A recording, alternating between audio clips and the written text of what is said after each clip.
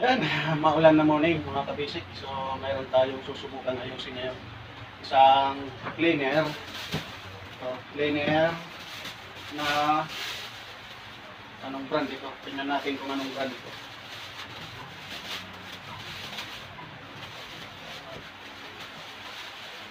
Ayan. Stanley mga kabisik. Ayan, Stanley. Kaya lang, China made na Stanley yata ito. Stanley. So, wala siyang power mga kabisik. Walang power. Ayan. So, subukan natin. Ayan. Wala siyang power. So, kahit ano pindot natin, no? Ayan. Wala talaga. So, unplug natin para makasiguro tayo na hindi ito prank, no? Mayroon tayo dito isang cleaner. Ayan. Plug in natin dito. Ayan. Ito, maandar. So makita ito, ano ito. Ito yung ginagamit ko. So ayan, maandar siya. Naka-plug in. So dito yung naka-plug in. So, meron ako. Ito, pinag-in ko na kanina. So plug in natin ulit. Ayan. Ayan, plug in na yan. So wala talaga. Walang power. So subukan natin ayusin mga kabisik. Plug natin.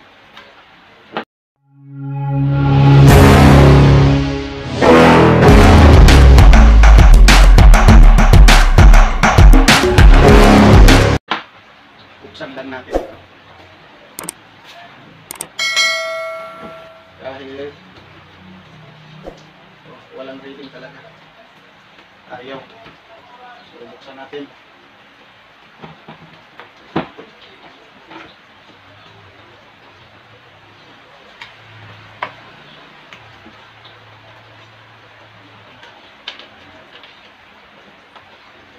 Maulan.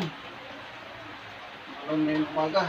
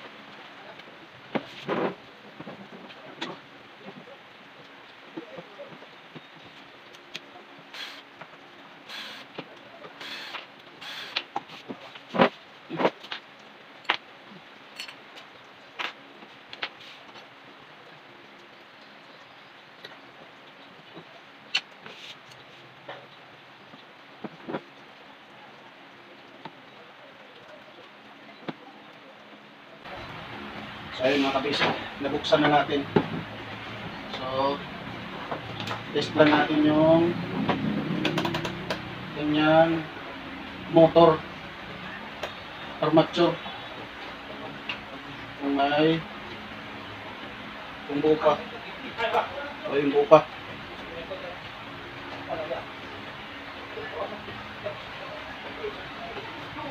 So buo pa naman.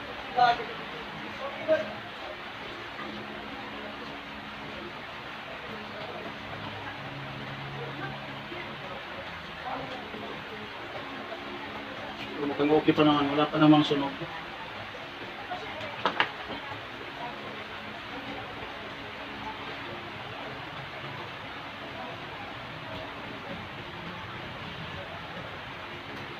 Wala pang shorten.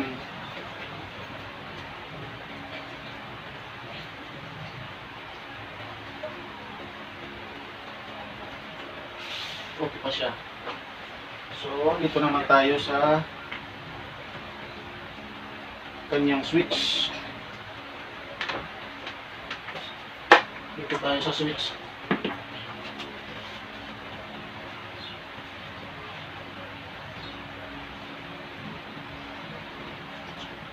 Tester lang natin itong kanyang plug. Saka dito sa ano niya. Ganyan, kung may putol ito. Baka dito may putol. Kaya hindi na switch. So, lagyan lang natin sa buzzer. Tukan natin.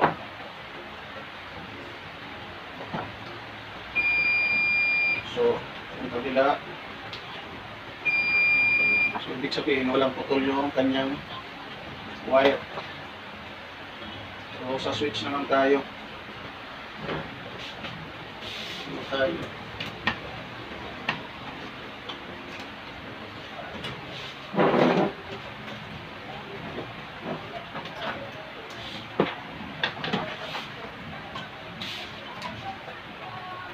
Yung switch kung buo pa.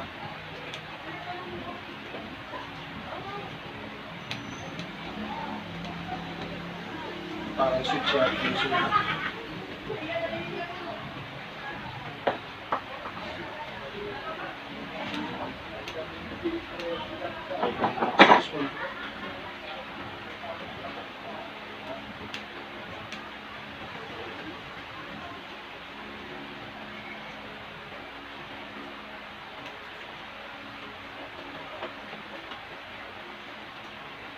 Wala talaga siyang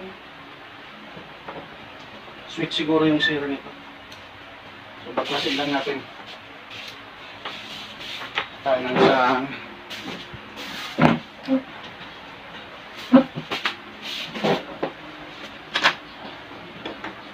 baka nasa switch yung sira.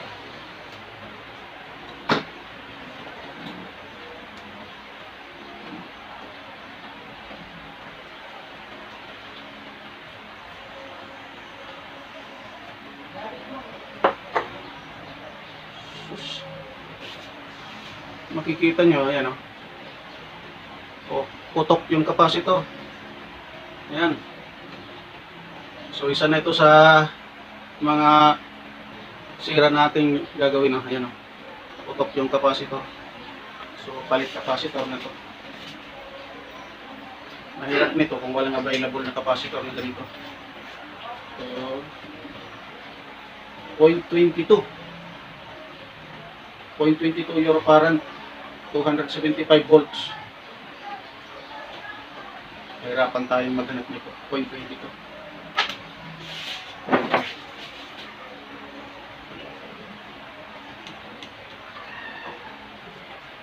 Sundan natin itong source.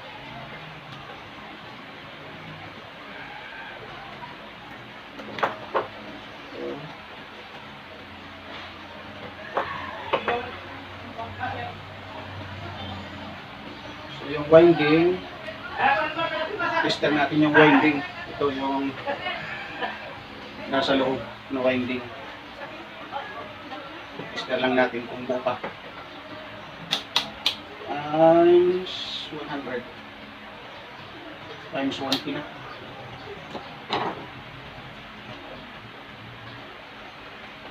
Parang wala. 20. Yun. Mayroon. Buhay siya.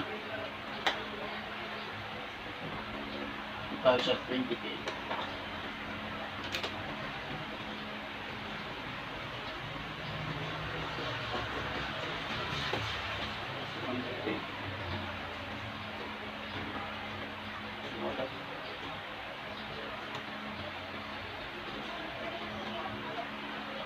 Walang ready.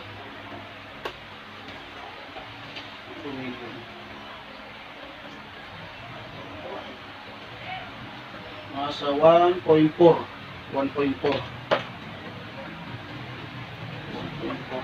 Ang watch ko. Sige na, 50 watts. Sige, 50 watts.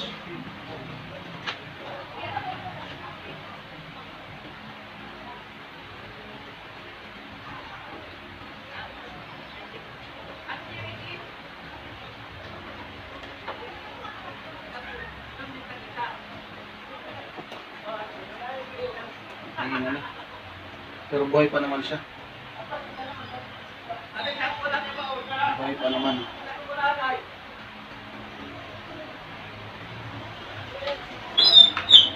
Ayan. Yung switch kasi parang ayaw nang mag-switch eh.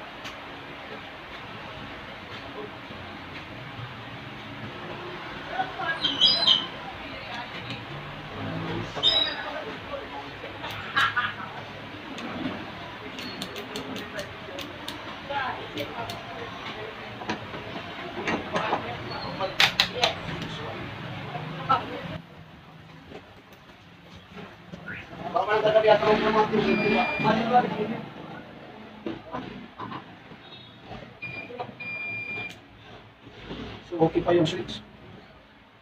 Ayaw lang magpa-switch, dapat nakapush to lagi. Pag hindi nakapush, hindi ka makakapag okay ng motor niya. Kailangan nakapush lang siya. So ayun, yung problema natin ngayon, capacitor at saka isang bearing niya. Kasi dito wala nang bearing. Natanggal yung bearing dito sa armature niya. So hanapan natin ito ng bearing.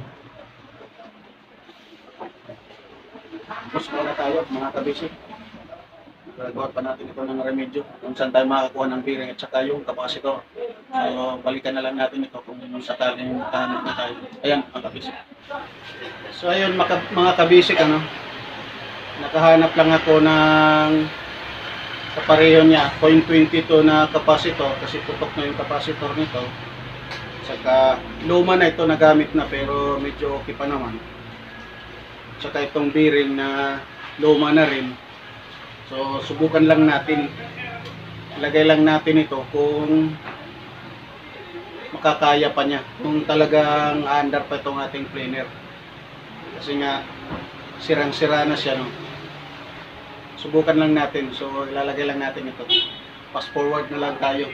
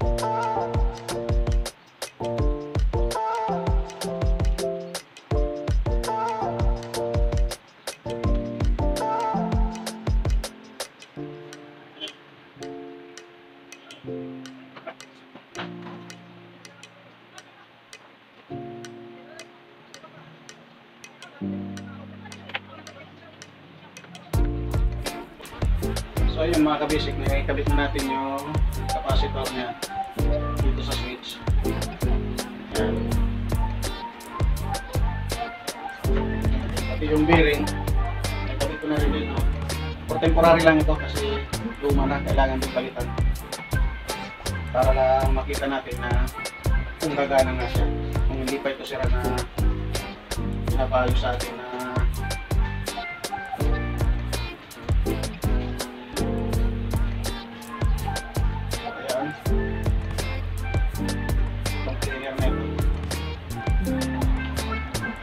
medyo maluwang na yung lalagyan niya ng ano,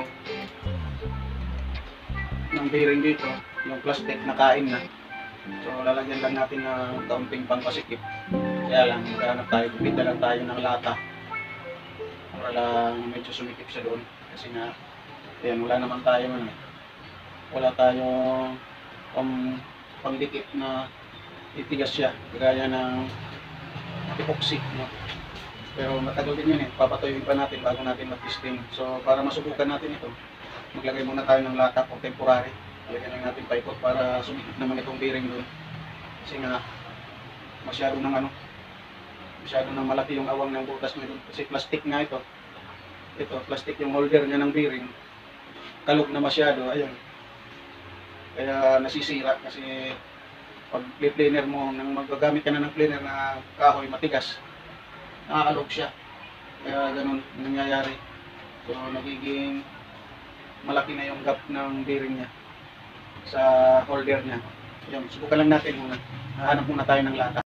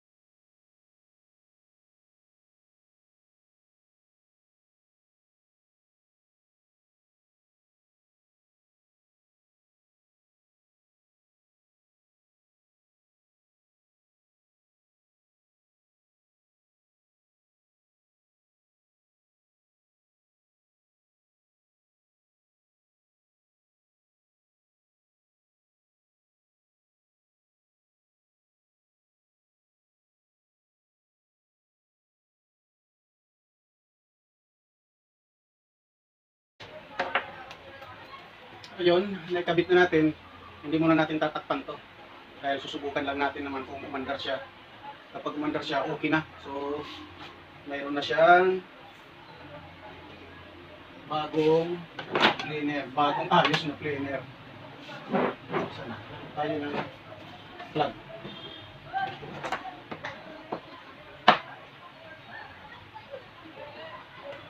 Subok. Yun, mandar na.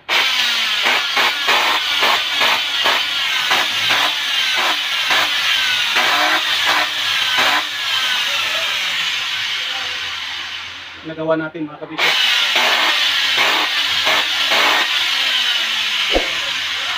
So, nagawa natin. Ayan. So, balik lang natin yung takip. Tapos, yun, tapos na. Fast forward na lang natin ito mga kabisyo.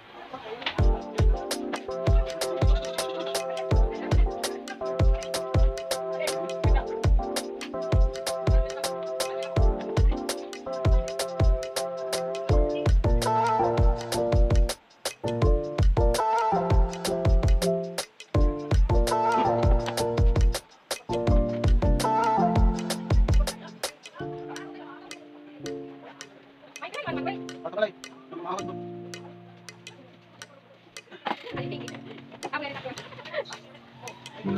Ayos na. Parang ipas.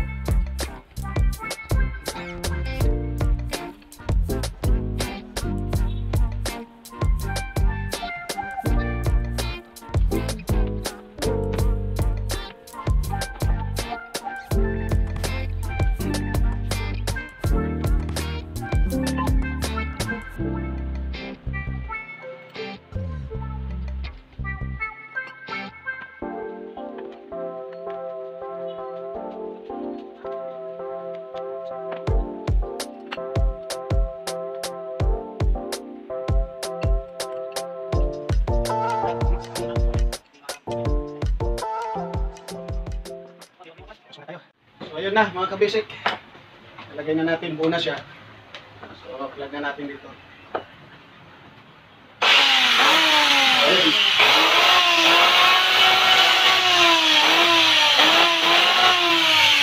Dala ako ulit ko. Yung kanakarbol ka, no? So, ayun. Kita nyo. Yung daw yung carbon brush yun. Ayan. Yung carbon brush. Ayun. Gawa na mga kabisik. Ayos. Bye-bye. Hindi madali